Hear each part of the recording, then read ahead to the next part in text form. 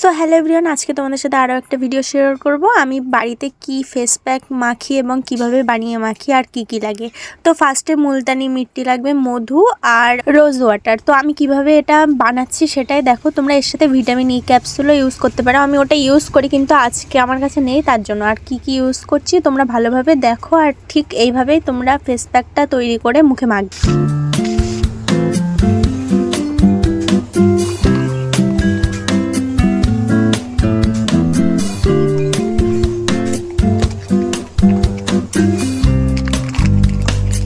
আমার বানানো কমপ্লিট, তোমরা দেখেছো কিভাবে আমি বানিয়েছি। তারপর আমি ফেসে, মুখে, তারপর হাতে, গলায় লাগিয়ে নেব, কারণ আমি একটু বেশি করেই বানিয়েছি। সামনে ঈদ, তোমরা ঈদের জন্য এটা ইউজ করতে পারো। আমি ঈদের জন্যই দিয়েছি, যে সামনে ঈদ, ঘরে বসে এটাই করতে পারো। অত পার্লারে ওই যে কী সব ফেসিয়াল টেসিয়াল করে, ওসব আমি জীবনে করিনি, আরও করবও না।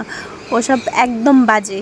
এসব ঘরোয়া পদ্ধতি কোনো জিনিস ইউজ করবে, দেখবে তোমার ফেসেও খুব ভালো হবে আর কোনো অসুবিধাও হবে না। তো আমি এরকমই ইউজ করি। কোনো আমার মতন প্রতি সপ্তাহে 2বার থেকে 3বার ইউজ করবে, দেখবে ফেসে অনেক গ্লোয়িং আসবে। আর 10 থেকে 15 মিনিট রাখবে, বেশি শুকাবে না, নাহলে ফেসে ক্ষতি হবে। আর ফার্স্টে জ্বালা করলে ভাববে ওটা ট্যান পড়েছে, তার জন্য।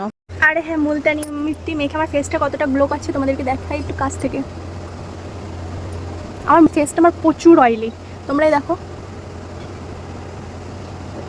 আগে কেমন ফেসটা ছিল আর এখন ফেসটা দেখো কতটা গ্লো করছে। আর তখন কিন্তু ফেসটা এতটা গ্লো করছিল না। হাতটাও দেখো প্রচুর গ্লো করছে।